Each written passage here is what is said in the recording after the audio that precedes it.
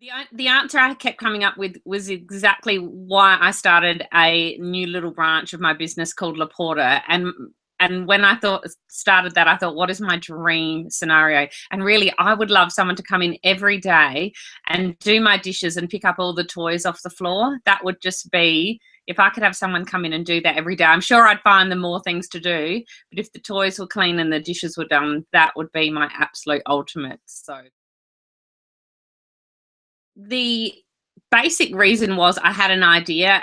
When I started, I was studying at university, studying marketing, and while I did that, I was working as a nanny for a single mum who had a daughter, and she was a manager and an executive, and then went on to start her own business. But she started asking me questions that I didn't worry about, but it was things like organising courier deliveries and getting the carpet cleaner worked out and all of that type of thing. And then one day I was standing there ironing, and I always tell everyone I don't do the ironing for our business, don't worry, but I was standing ironing for our client, and her friend walked in and she said, oh, I wish I had someone like you. And I thought to myself, hang on, maybe there are other people around. So that's how I came up with the idea. But later on, I guess more of the reason why I started a business, because it could have been anything, and I had that idea and I loved the idea, but why I started my business was, one, I kind of always had this inkling that I would do it. I was 23 when I started. I had in my head that I would do it around 30. So it was a bit earlier than I anticipated. But I did it for anticipating family. And I always loved that my mum was home waiting for us when we got home from school. And I wanted to still have a career and a job of something that I loved, but I wanted that flexibility to be able to be around when my kids needed me. I had no kids at that point. I wasn't even engaged, but that's kind of what I had in the back of my head. And so that was the real reason why, the flexibility and creating something of my own. But the concierge idea came to me when I was a nanny, but it took me a few years to find out even what a concierge was. I had to Google this random idea, and I think many of us have done the same thing. We didn't come up with the concept of a concierge. We had to Google it to find out what this idea was, and that's what I did back in 2003. It took me 18 months before I went full-time in my business, and that didn't mean that I was generating an amazing full-time salary. That just meant, I say to people, we could pay our rent and buy food to eat. Prior to that, I was working part-time in a HR recruitment agency, consulting agency. So it took me a while, and I still say it now to everyone, and I know that they'll hear it, but one, I got my first client by going out and letterbox dropping me, Tim, and my mum on in Australia we say 40-degree day. I think that's 100-degree day where you are. Letterbox dropping all over, like hundreds of letter flyers and letterboxes. And I wouldn't recommend this to people, but I did get my first client from that, a gift voucher, and that's how I started. But my business really has only really developed predominantly with networking, and that's all I did when I started. So I went out to as many small business groups and little functions as I could. Even in my work, people knew that I was running a business. Fortunately, that was well known by everyone that I worked with, so I could talk about it in bits and pieces to different people that I came across. At networking events, I gave away a lot of vouchers in raffle door prizes, and I would always try to take the opportunity to quickly speak about my business if they said, and now this raffle prize is a personal concierge, and I would kind of go, would you like me to explain that quickly? And I try and get myself in front of people. So they were my number one ways, but it took a long time. It was slow, and it just meant that I had to put myself out there. I would email people and ask to meet with them for coffee, one, to pick their brains, but often they would become clients of mine. I would ask them to refer me to people. It took me a while. It was slow and steady, and even 2, 3, 4 years, it was still not quite sure where this was going and where the clients were coming from. But people loved what we were doing. I knew I was on the right track because people love what we were doing. I'm very big on people not coming up with a list of things that they have to do before they launch. Because launch, what does that mean to people? And to me, you know, you can get fancy, but to me, launching could be creating a Facebook page, whether that's under your own name or you've come up with your amazing business name. And I love coming up with business names, so that was a great process for me. But put your Facebook page up there, get yourself some business cards, and go out to your first networking meeting where you've booked in under your new business name and you've said Abbie Allen, personal concierge, lifestyle elements, and get out there. That's, to me, what you need to have to start. You do have to have thought about who your ideal client is and what you can do with them, and it may be a matter of brainstorming that concept. And you do have to have thought about your pricing and even just thought of an hourly rate that you want to have or packages. But it doesn't have to be perfect. What basically, if you walked into a networking event and someone said, yes, I want you, how much do you charge? Can I start tomorrow? You need to be ready to say yes to that, and you could go home and work it all out too. But you don't have to have everything perfect, because it'll all change. You'll start getting out there and talking to people, and people will ask questions and you go, oh, I never even thought about that.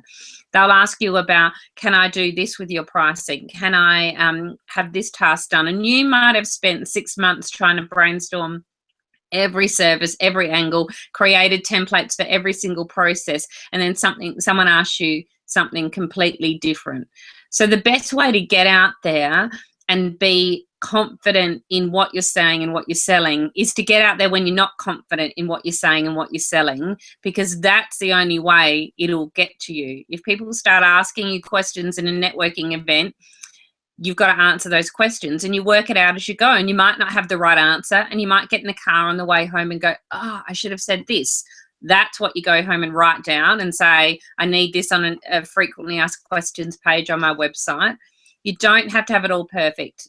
Now, I would suggest having a website, even if it's just one page with your contact details on there and where you work. So many websites I see don't have their contact details, and the fact that they're from Adelaide or New York, they'll just have a number and people won't know where you're servicing, and a few ideas of what you do.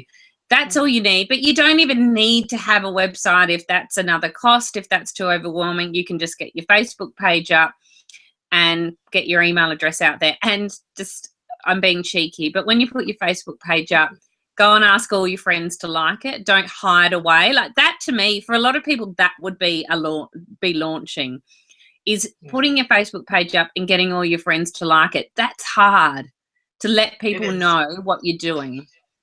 And I think that is almost enough. But you've just got to get out there and say that you're doing it. That's what you need to do when you start. It's get out there and start talking to people and tell people what you're doing, and the rest will come. So that's probably a little bit challenging for people to hear. And obviously there's lots of things that you want to do. But if you want to start, just start and then work.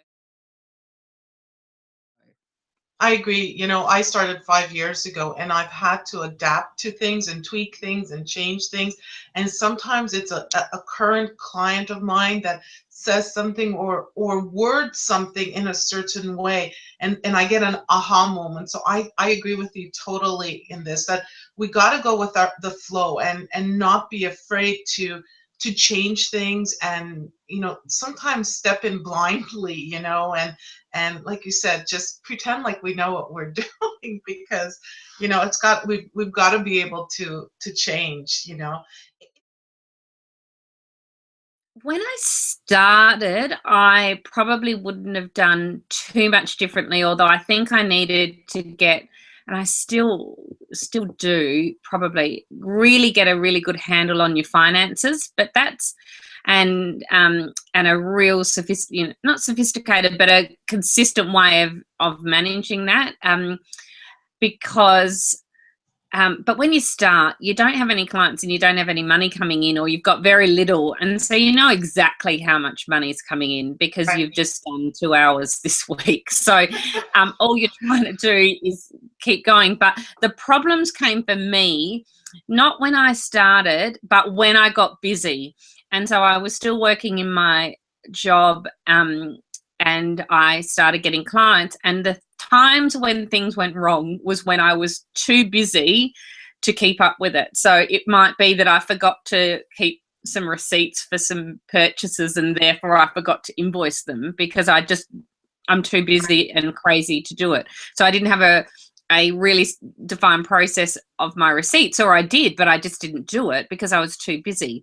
Or I missed client tasks and I forgot to do things because I was too busy and I didn't have a consistent way of keeping track of that. So that's when things went wrong, is when I went from, just one or two clients that I could keep totally on top of and get everything done immediately and be amazing, to getting too busy and not being prepared for how I would juggle all those unusual types of requests. And some requests have an immediate deadline and some requests you can do within a week. And I would leave it to the day 7 to do it because I thought, I've got heaps of time. I've got to do all these other things. So it was that when I got too busy. And this wasn't an easy fix for me. I still made mistakes, and we still make mistakes now. Everyone does. But there were some really big mistakes that I made because I got too busy and I wasn't prepared, and I couldn't step out and look above at myself. My ideal client is busy professional women, and so they are usually running their own successful business or are very high up in whatever work that they do. And years ago, I talked to people about really targeting those people. I was very hesitant to change all my marketing to completely focus on them, because what if a recently divorced dad came and saw my website and it's all women on there? I was afraid to change it, but I did, and it's worked really well for me. And the reason that they are my ideal client is because they are the ones that are making those types of decisions. So even if the husband or the partner, or a male person in their world, has approached me first, it always tends to be, for me, the clients that I deal with, the wife, the girlfriend, the mother, whoever it is, the female in that world will be the one that is handing the tasks to me, that's interacting with me, that's dealing with all the logistics. And that's just how it's worked for me. And it's the people that get it. And as I've gone over the years to evolve who my ideal client is, I've realized that it's the people who get it. So they're practiced at delegating, whether it be in their work or it be where I had one of my long-term clients lived overseas. So she was used to having staff in her home. So it was something that it was familiar to them. It wasn't unknown. So it might be that they're not used to delegating their personal life, and that's obviously often a big issue for clients first starting out. But it's people who are familiar with letting go in some aspect of their life, or they have these ideal clients, my clients, or women around them who are supporting them in saying you're allowed to let go. You have permission to not do everything in your life. And once they get into the swing of it and are happy to delegate, it just integrates. One of my other clients always says that we've become a part of her support team. So we're not the only people that do things for them, but we're part of their support team. So that's who my ideal client is. And now that I've focused on that and I'm in that world of those people, I'm going to lots of places and functions where they are. And also they are referring me to other people who are usually my ideal clients, because that's in their world. So if you're finding, I haven't said this, I'm sharing this to the world now, but what I haven't told this, it's in my brain, but I'd really love to focus on, for me personally, on the Concierge Society as a business and Laporta as a business, but I'm loving what I'm doing with the Concierge Society. I'm just so excited about our people and our community that I really want to put a lot into that and create something even bigger and better. And ideally I'd spend all my time doing it, to be honest, because I'm really enjoying it. But I would love to grow Laporta and do that. That's where I want to go. And lifestyle elements will definitely, it's our core business and won't change. But I've been wondering whether that will be something that we look at selling in 5 to 10 years. I'm still not sure, but that's in the back of my mind, of building that side of the business up, possibly lifestyle elements and Laporta, but I've consciously branded them differently so that they can become 2 separate businesses if necessary. So that's, I'm thinking maybe that lifestyle elements might be something that that's what I'm thinking. So that's where I'm trying to move that business.